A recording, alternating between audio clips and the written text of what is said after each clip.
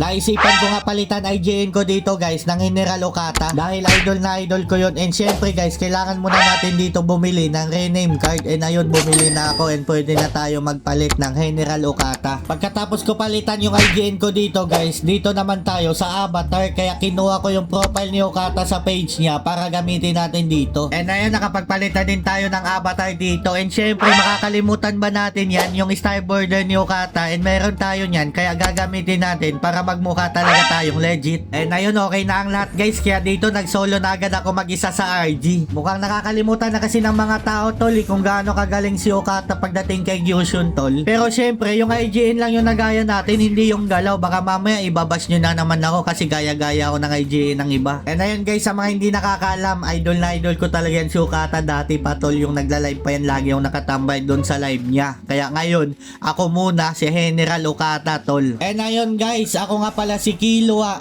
Ako nga pala si General Okata. Basta Bisaya nga ni. Positibo ka lang, palautog.